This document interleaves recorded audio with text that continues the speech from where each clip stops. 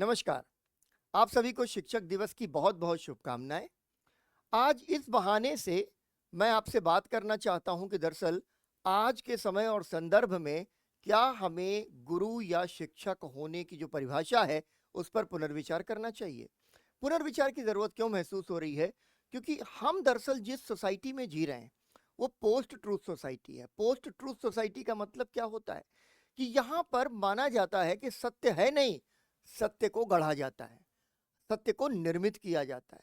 अब सत्य को गढ़ने और निर्मित करने के तरीके क्या हैं? आजकल आप जानते हैं कि सत्य को गढ़ने का सबसे बड़ा तरीका सोशल मीडिया है। आप किसी भी चीज को किसी भी तरीके से उसको तोड़ मरोड़ कर कहीं भी पेश कर दें, थोड़े समय के बाद उसको सच मान के लोग उस पर विश्वास करने लग जाते हैं। तो ऐसे समय में जब हम आ गए हैं, जो आर्टिफिशियल इंटेलिजेंस का भी जमाना है, जहां पर कुछ समय के बाद लोग ऐसा प्रिडिक्ट कर रहे हैं कि हमारा सबसे बड़ा गुरु गूगल बाबा होगा, तो उस समय में हमें यह समझने की बहुत जरूरत है कि दरअसल गुरु होने की डिमेरिट्स और मेरिट्स क्या हैं। आखिर ऐसा तो नहीं है कि हम गलत गुरु चुन लें और उसके बाद में हम गलत दिशा में चले जाएं। तो यहां पर हमें दो तीन महत्वपूर्ण बातें जरूर कर लेनी चाहिए। देखिए, जो गुरु शब्द का जो अपने आप में अर्थ है वो बड़ा गूढ़ है। गूढ़ इस तरह से कि हम अक्सर अपने स्टूडेंट से पूछते हैं कि भाई तुम ये बताओ कि तुम गुरु जी कह के मुझे संबोधित कर रहे हो, लेकिन गुरु होने का अर्थ क्या होता है, या गुरु शब्द का जो है उद्भव या ओरिजिन क्या है, वो नहीं बता पाते हैं। तो मैं उनको समझाता हूं कि नहीं, ये संस्कृत जो है उससे निकला हुआ एक शब्द है, जिसमें दो जो शब्द है उनका समुच्चय है। गु छोटी ऊ की मात्रा के साथ और रू बड़ी ऊ की मात्रा के साथ में। गु का अर्थ है अज्ञान या अंधकार, और दूसरी तरफ रू का अर्थ है उस अंधकार या अज्ञान से बाहर निकालने वाला, या उस अज्ञान या अंधकार को हटाने वाला। तो यानी गुरु होना अपने आप में सीधे तौर पर हम क्या कहें कि तमसोमा ज्योतिर्गमय, यानी तमस से, अंधकार से हमको प्रकाश की ओर जो लाए, वही गुरु है। अब यहां पर जो तमस है, अंधकार है, वो क्या है? वो अज्ञान है। हमें ज्ञान नहीं है, और इसी वजह से हम गुरु की खोज करते हैं कि हमें एक ऐसा गुरु मिले जो हमें सही दिशा में ले जाए, सही ज्ञान प्रदान कर दे। तो गुरु जब हम किसी को कह रहे हैं, किसी को अपना गुरु मान रहे हैं, तो हमें बहुत सोच समझ के गुरु बनाना चाहिए। आज गुरु जो है एक ऐसा शब्द बन गया है, तमाम सारे लोग अपने नाम के आगे स्वयंभू रूप से गुरु लगा लेते हैं और पूरे समाज के गुरु बन के बैठ जाते हैं। आप इंस्टाग्राम रील्स के ऊपर ऐसे तमाम गुरु जो है रोज ही देखते होंगे, यूट्यूब के ऊपर ऐसे गुरु रोज देखते होंगे, जो कॉमेडी सीन्स क्रिएट करते रहेंगे, जो आपको आपके अंदर का ह्यूमर जगाते रहेंगे और गुरु बन जाएंगे। और फिर धर्म के नाम पर पूरा गोरख धंधा वो चलाते रहते हैं, पूरा ढपोर शंख जो है वहां पर आपको दिखाई देगा, और उसी से वो लाखों करोड़ों रुपया कमाने लग गए हैं। तो ऐसे गुरुओं से भी आपको बच के रहना है, क्योंकि जब गुरु होने की सही परिभाषा आप समझ जाएंगे तो आप ये भी समझ जाएंगे कि मुझे किसे गुरु बनाना है, किसे नहीं बनाना। देखिए, गुरुओं के भी दो तीन कुछ मुख्य प्रकार हैं जिन पर विचार कर लें। पहले तो आपका शिक्षक होता है। आज का जो खास प्रसंग है वो शिक्षक दिवस का प्रसंग है, यानी जो शिक्षक, जो टीचर्स हमें पढ़ाते हैं, हम उन्हें ही अपना जो है गुरु मानते हैं और उन्हें अपना आदर देते हैं। तो एक तो गुरु की वो कैटेगरी है। लेकिन हम सब जैसा कि जानते हैं कि हमारे स्कूल डेज में, हमारे कॉलेज डेज में, हमारे यूनिवर्सिटी डेज में, और उसके बाद भी हमारे जीवन में बहुत सारे शिक्षक आते हैं। जब आप पढ़ रहे होते हैं तब तो आप इमोशनली अटैच होते हैं अपने टीचर्स के साथ कि हाँ भाई, इनका भी पीरियड लेना है, उनका भी पीरियड लेना है, उनका भी पीरियड लेना है। लेकिन धीरे धीरे आपको ये बोध होता चला जाता है कि इनमें से कौन सा जो टीचर है उसने आपको सबसे ज्यादा काम की बातें सिखाई, सबसे ज्यादा आपके दिमाग के द्वार खोल दिए, सबसे ज्यादा सवाल पूछने सिखाए, सबसे ज्यादा विचार करना सिखाया, सबसे ज्यादा जिज्ञासा रखना सिखाई।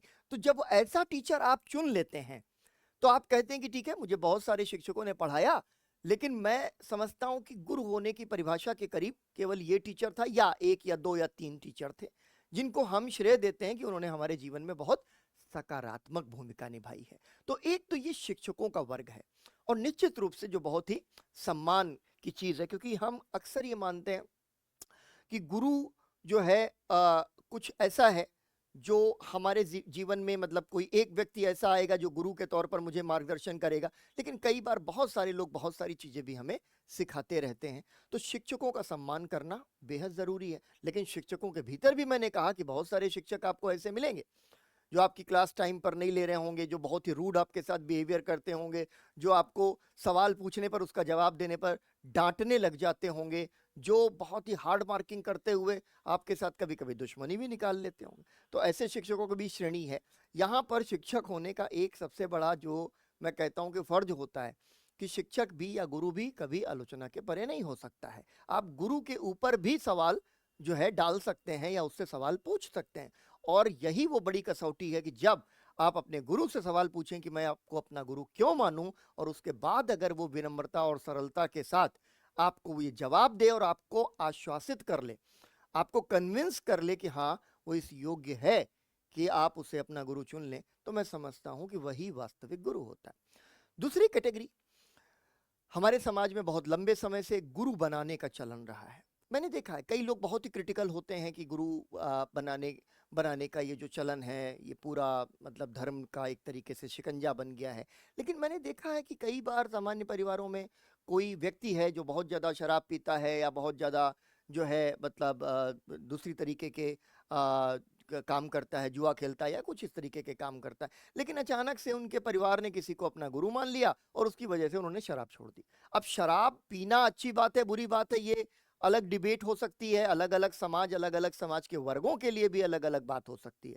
लेकिन मैंने देखा है कि गांव की एक लो अर्निंग फैमिली के लिए अगर उसके घर का जो मुखिया है, जो कमाने वाला व्यक्ति है, वही शराब में अपनी आधे से ज्यादा तनख्वाह अगर खर्च कर दे रहा है, घर में आ रहा है, अपनी पत्नी को पीट रहा है, बच्चे बेचारे डर में जी रहे हैं, और अगर उसके घर के भीतर अचानक से किसी गुरु का आगमन होता है और वो शराब छोड़ देता, बहुत बड़ा क्वालिटेटिव डिफरेंस क्रिएट हो जाता है।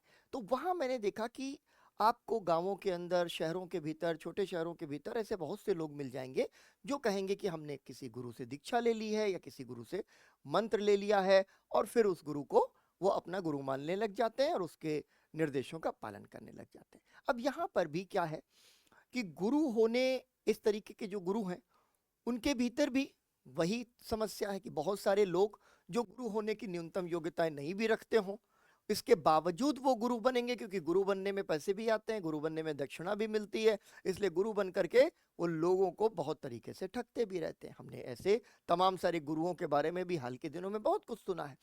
इसके बाद तीसरी जो कैटेगरी आपको, जो मैंने कहा कि आपको दिखाई देने लगी कि सोशल मीडिया गुरुज हैं, इतनी बड़ी बड़ी सेलिब्रिटीज बन गई कि कभी कभी उनके यहाँ पर 5-5 लाख लोग इकट्ठा हो जाते हैं, और वो कोई किसी को चिट्ठी लिख करके उसका मर्ज ठीक कर देंगे, और किसी को ताबीज दे करके उसकी समस्याएं दूर कर देंगे। उनके पास क्या ताकत है, क्या ताकत नहीं है, ये एकदम इमेटीरियल हो जाता है। लेकिन सोशल मीडिया हाइप इतना बड़ा हो गया है कि उसकी वजह से लोग समझते हैं कि बस गुरुजी हमें बचा लीजिए, हमारे साथ ये हो गया, वो हो गया, मैं ये नहीं कर पा रहा हूँ, वो नहीं कर पा रहा हूँ, और गुरुजी सारे समाधान कर देंगे। तो ये पूरा अंधविश्वास है, और उस अंधविश्वास के साथ साथ एक पूरा अंधविश्वास का धंधा भी चल रहा है, और वो बहुत फ्लरिश कर रहा है। और सोशल मीडिया पर आप जुड़े हुए हैं इसलिए आप जानते होंगे। तो यहाँ पर आपको देखना पड़ेगा कि धर्म और धर्म का नाम लेने वाले सही गुरु कौन है, और कौन ऐसे गुरु हैं जो जिनके पास अपनी कोई सिद्धि नहीं है, जिनके पास अपना कोई साधना नहीं है, तपस्या नहीं है, लेकिन चूंकि मार्केट बन गया है बाबाओं का, तो उस मार्केट में एक नया बाबा और आ जाएगा। तो आपको वहां पर भी संभल के देखना है कि भाई आपके गुरु होने की कसौटी क्या है। शिष्य के अंदर भी गुरु होने की कसौटी होनी चाहिए। कई बार गुरु शिष्य को चुन लेते हैं, और अक्सर शिष्य जो है वो गुरु को चुनते हैं। तो यहाँ दोनों ही चीजें अपने आप में जो है बहुत महत्वपूर्ण हो जाती हैं। अगर कोई गुरु है और उसे लगे कि ये बहुत अच्छा शिष्य है, मुझे मतलब इसे ट्रेन करना चाहिए, मैं इसे कहाँ से कहाँ पहुंचा सकता हूँ, तो उसे कहेगा कि ठीक है मैंने तुझे पिक कर लिया। लेकिन शिष्य जो है ना, उसके सामने जब समर्पण कर देता है कि हाँ आप हमारे गुरु हैं, आप जो मार्गदर्शन करेंगे उस मार्गदर्शन पर मैं आगे बढ़ूंगा। तो ये म्यूचुअलिटी है, ये पारस्परिकता है, जहां दोनों एक दूसरे को कॉम्प्लीमेंट करते हैं। ठीक है। लेकिन कई बार ऐसा भी होता है कि समाज के भीतर जब आप जाते हैं तो कई गुरु ऐसे होंगे जो कहेंगे कि नहीं भाई तुम मुझे गुरु मानो, और नहीं गुरु मानोगे तो तुम्हारा ये नुकसान हो जाएगा, वो नुकसान हो जाएगा। तो आपको उनसे बच के रहना चाहिए, क्योंकि गुरु होने का जो अर्थ है वो ये है कि वो आपका प्रोटेक्टर भी है।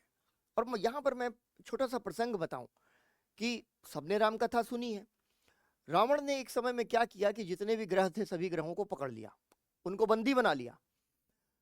तो जो बृहस्पति देव यानी देवताओं के जो गुरु थे, और शुक्र देव जो कि असुरों के देव थे, उन दोनों को बुरा लगा कि भाई ये क्या कर रहे हो, तुम सारा ब्रह्मांड ही कब्जे में कर लोगे। तो वो पहुंचे त्रिदेव के पास, ब्रह्मा विष्णु महेश के पास, और उन्होंने कहा कि ऐसी बाधा आ गई। अब उन्होंने कहा कि भाई रावण को तो भगवान शिव ने ये वरदान दे दिया है और अभी कुछ किया नहीं जा सकता, लेकिन तुम गुरु हो, गुरु का कर्तव्य है कि वह शिष्य की रक्षा करे। तो वो शिष्य की रक्षा करने जाते हैं और रावण के सामने से ही अपने सभी जो है शिष्यों को निकाल के ले आते हैं। यानी गुरु तो आपका प्रोटेक्टर है। यहाँ पर गुरु अगर आपको नुकसान पहुंचाने के उद्देश्य से कुछ करता है, आप उसको गुरु मानना छोड़ दीजिए, 2 मिनट में गुरु मानना छोड़ दीजिए, ठीक है ना। इसके बाद तीसरी जो चीज है कि कई बार तो ये इंडिविजुअल एक्सपीरियंसेस आ जाते हैं, लेकिन कई बार हम देखते हैं कि सोसाइटल एक्सपीरियंसेस हैं। कभी कभी कोई टीचर आया, कोई प्रीचर आया, उपदेशक आया, उसने क्या किया कि कोई ऐसा विचार दे दिया या ऐसे विचार दे दिया, ऐसा दर्शन दे दिया जिस दर्शन ने पूरे समाज को बदल दिया। तो वो फिर हमारे पूरे सभ्यता के, पूरे समाज के गुरु बन जाते हैं। और ऐसे गुरु बहुत सारे हो सकते हैं। जैसे मैं अगर नाम लेने के लिए कहूँ तो हमारी गुरु परंपरा के भीतर गुरु वशिष्ठ हैं, गुरु विश्वामित्र हैं जो भगवान राम के गुरु हुआ करते थे, पांडवों के गुरु गुरु द्रोण हुआ करते थे। तो ऐसी एक परंपरा भी चली आ रही, और उस परंपरा को भी आपको आलोचना से परे नहीं रखना है। मैं कभी कभी सोचता हूँ कि एक बार पुनर्विचार करना चाहिए हमारी सरकार को भी कि जो द्रोणाचार्य सम्मान दिया जाता है इसका क्या नाम बदल के कुछ और किया जा सकता है, क्योंकि द्रोणाचार्य बहुत महान गुरु थे। लेकिन पहली चीज तो यह है कि उन्होंने महाभारत के युद्ध में गलत पक्ष का साथ दिया, सारा अधर्म सारा कुकर्म अपनी आंख से देखते रहे लेकिन गलत पक्ष में खड़े रहे। शिक्षक वो है, गुरु वो है जो सत्य बोलने का साहस रखे। गुरु द्रोणाचार्य के भीतर वो साहस नहीं था। दूसरी चीज क्या है कि अर्जुन को क्लास में फर्स्ट लाने के लिए उन्होंने एकलव्य का अंगूठा ही काट लिया। जब एकलव्य ने आकर के कहा कि मैं आपसे धनुर्विद्या सीखना चाहता हूं, तो उन्होंने कहा कि तुम मुझे प्रदर्शन करके दिखाओ। तो एकलव्य ने जब तीर चलाए तो उनको पता चला कि अरे ये तो बहुत ही श्रेष्ठ धनुर्धर है, और उसने कहा कि मैंने आपकी प्रतिमा बनाई और उस प्रतिमा के सामने मैं अपने आप को ट्रेंड करता रहता था, ये मान करके कि मुझे गुरु द्रोण ने सिखाया। अब द्रोण को ये लगा कि अब तो अर्जुन क्लास में सेकंड आ जाएगा, क्योंकि अर्जुन जो है मुझे लगता है कि एकलव्य की तुलना में थोड़ा सा कमतर धनुर्धर है। तो अब क्या है कि गुरु द्रोण ने कहा कि भाई तुमने हमसे हमसे बिना पूछे शिक्षा ले ली, दीक्षा ले ली, तो अब गुरु दक्षिणा भी देनी पड़ेगी, तो अपना अंगूठा कटवा दो। ये पूरा का पूरा जो प्रसंग है ये कहीं ना कहीं हमारी जाति व्यवस्था की तरफ इंगित करता है कि कैसे एकलव्य जो है, जो राजवंश से, राज परिवार से नहीं है, वो जो है अगर गुरु द्रोण से दीक्षा लेना चाहता है, शिक्षा लेना चाहता है, तो गुरु द्रोण उसको शिक्षा नहीं देंगे। और जब उसने मूर्ति बना ली और शिक्षा ग्रहण कर ली उनका नाम रख करके सामने, उनका मन में ध्यान करके, तो गुरु दक्षिणा के नाम पर उन्होंने उसका अंगूठा मांग लिया। तो ये आपको क्रिटिकल अप्रोच के साथ इस पूरी परंपरा को देखना है, तब आपको सही गुरु मिलेगा। गुरु जो है ना वो क्वालिटीज हैं या सेट ऑफ क्वालिटीज हैं। अगर किसी व्यक्ति के अंदर आपको पूरी क्वालिटीज मिल जाए तो आप समझ लीजिए कि आप धन्य हो जाएंगे।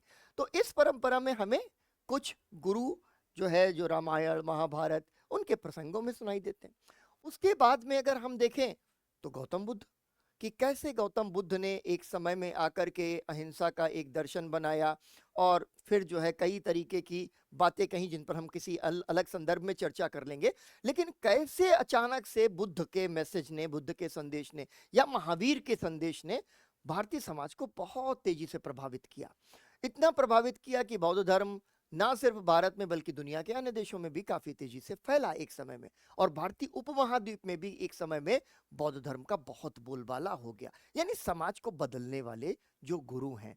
इसी परंपरा में आगे चलकर चाणक्य का नाम आता है कि कैसे चाणक्य ने चंद्रगुप्त को दिशा निर्देशन दिया, मार्गदर्शन किया उनका, और चंद्रगुप्त ने चंद्रगुप्त मौर्य बन करके एक महान मौर्य साम्राज्य की स्थापना कर दी। तो ये क्या है कि हम अगर इतिहास और परंपराओं से देख रहे हैं तो गुरु का महत्व तो एकदम स्पष्ट हो जाता है। शिक्षा के दृष्टि से अगर हम देखें तो मध्यकाल के समाज में हमें बहुत सारे सूफी संत ऐसे मिल जाते हैं जो अपने समय समाज संदर्भ से बहुत आगे की सोच रहे हैं, ऐसी बातें बोल रहे हैं जो उस समय के समाज में अलोकप्रिय हो, लेकिन वो बोल रहे हैं क्योंकि वो गुरु हैं हमारे समाज के। कबीर हमारे समाज के गुरु हैं, और जब कबीर को ये लगता है कि सत्य यह है कि जाति पाति का खंडन मंडन करना चाहिए, तो कबीर वो करेंगे भले ही उनके ऊपर कितना ही ज्यादा आक्रमण क्यों ना हो। तो सत्य जो गुरु होने की एक और पहचान क्या हुई? सत्य और सत्य को बोलने का जोखिम उठाना। जिस गुरु के पास सत्य को बोलने का जोखिम ना हो वो कैसा गुरु। आजकल हम देखते हैं कि कई सारे लोग घबरा घबरा के डर डर के रहते हैं कि नहीं भाई मुझे सच नहीं बोलना है, मैं सच बोलूंगा तो ये नाराज हो जाएगा, मैं ये सच बोलूंगा तो वो नाराज हो जाएगा। नहीं, सच बोलने का साहस होना गुरु होने की एक जो है क्वालिटी है, उसका एक भूषण है, उसका एक मैं कहूंगा कि ज्वेल है। तो यहां पर कबीर और नानक, रहीमदास और तुलसी और पूरी भक्ति साहित्य की परंपरा है और सूफी और संतों की परंपरा है। यहां पर आप ये भी देखिए कि कैसा सुंदर मिलन है कि सूफी जो इस्लाम की एक धारा निकल के आ रही और संत जो कि हमारे जो है हिंदू धर्म या जो है सनातन धर्म से निकली हुई एक धारा है, उसके सुधारवादी धारा है, वो दोनों आकर के एक साथ मिल जाती हैं। कबीर राम का नाम ले रहे होंगे और सूफी अल्लाह का नाम ले रहे होंगे। दोनों ने एक दूसरे से सीखा, दोनों ने एक दूसरे को कॉम्प्लीमेंट किया। तो ये गुरु कौन है? वो ऐसा समाज है जो नए सिरे से निर्मित हो रहा है, जहां पर समाज का कॉम्पोजिशन बदल रहा है, नई तरह के लोग, नई तरीके के समुदाय भारत में आए, उनको हिल मिल के रखना सिखाना है। इसलिए वो परंपरा में वो जो गुरु हैं, जो हमारे सूफी संत हैं, वो एकदम अलग तरीके से सोचने लगते हैं, बोलने लगते हैं, और वहां पर वो कट्टरपंथ और आडंबर पर सीधा हमला करते हैं। गुरु बोलने का, गुरु बनने का साहस, ये बहुत जरूरी बात है। लेकिन भारतीय समाज, मैं कहूं कि पिछले 200-250 सालों में बड़ी तेजी से बदला। वो लोग जिन्होंने किसी समय में आकर के कोई नई बात उठाई, नई आवाज उठाई, वो सारे लोग तो हमारे गुरु हो गए। जैसे मैं एक नाम लूं कि जाति व्यवस्था गलत है, ये कहने वाले जो हमारे आरंभिक समाज सुधारक हैं वो सब हैं, ठीक है। राजा राम मोहन राय से लेकर के ईश्वर चंद्र विद्यासागर, केशव चंद्र सेन तक की बहुत बड़ी परंपरा। लेकिन इन जो दलित शोषित जातियां थी, उन जातियों के बीच से कोई निकले और इंटेलेक्चुअली काउंटर करे और वो कहे कि नहीं, हमारे साथ ये अन्याय हुआ है और इस अन्याय को दूर होना चाहिए। ज्योतिबा फूले इस संदर्भ में हमारे गुरु बन गए, ठीक है। इसी तरीके से अगर हम देखें, इसी परंपरा में आगे चलकर बाबा साहब भीमराव अंबेडकर, ये हमारे समाज के, हमारे राष्ट्र के गुरु बन गए। तो गुरुओं की एक लंबी परंपरा यहाँ पर है आधुनिक काल के अंदर। ये वो समाज है जहां औरत को अव्वल तो पति के मरने के बाद अगर सिद्धांतता कहें तो जिंदा रहने का हक नहीं था, सती प्रथा।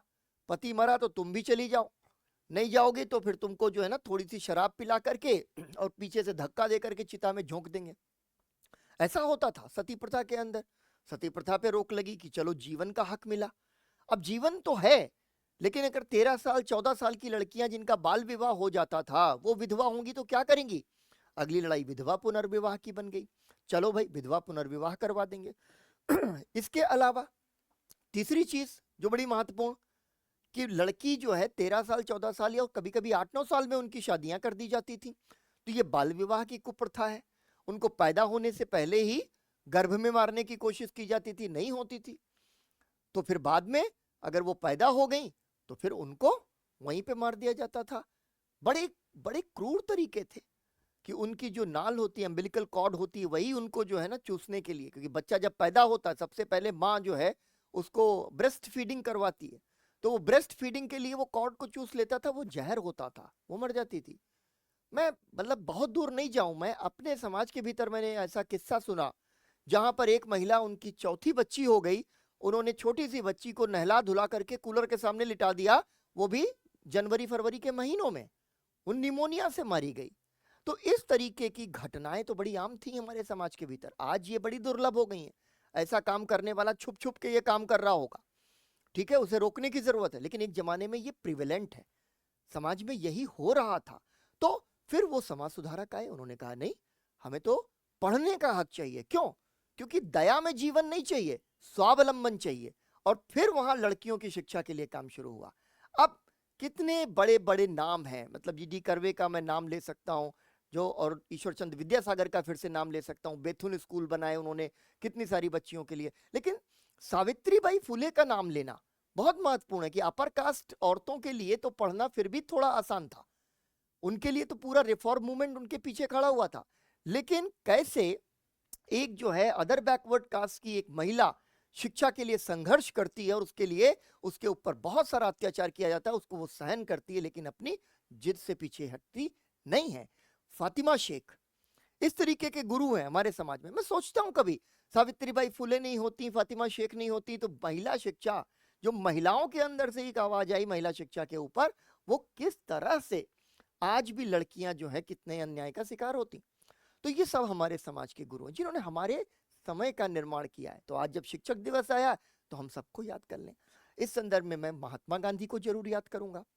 आज महात्मा गांधी मतलब राष्ट्रपिता है, मैं तो उनको ये कहूंगा कि उनको राष्ट्रगुरु की भी संज्ञा दे दी जाए तो कम होगी। क्यों? क्योंकि उन्होंने हमारे समाज को बहुत कुछ सिखाया। हमारी पुरानी सभ्यता और संस्कृति का जो सार था, उसके जितने अच्छे अच्छे तत्व थे, उनको निचोड़ा और एक नई तरीके की राजनीति और समाज सुधार की पूरी नई परंपरा में उन्होंने ढाल दिया।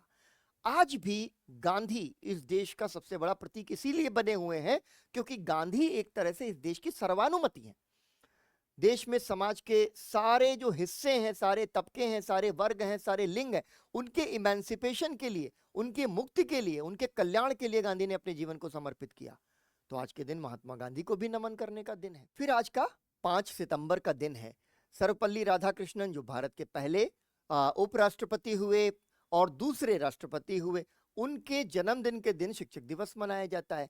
1962 में उनके शिष्यों ने कहा कि हम लोग आपका जो जन्मदिन है वो बड़ी धूमधाम से मनाना चाहते हैं। उन्होंने कहा नहीं, मेरी इच्छा है कि तुम लोग इस दिन सभी शिक्षकों को सम्मानित करो और इस दिन को शिक्षक दिवस के रूप में मनाओ। तो उस तब से यह परंपरा चल गई।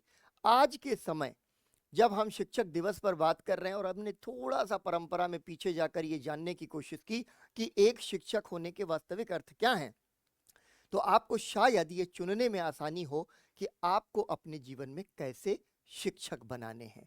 मैं आज के दिन यही कामना करता हूं कि अपने शिष्यों के माध्यम से, जो जिनको मैंने पढ़ाया है, उनके लगातार सुबह से मैसेजेस आ रहे हैं, बहुत तरीके के उनके मतलब जो है मैसेजेस हैं, बहुत इमोशनल मैसेजेस हैं।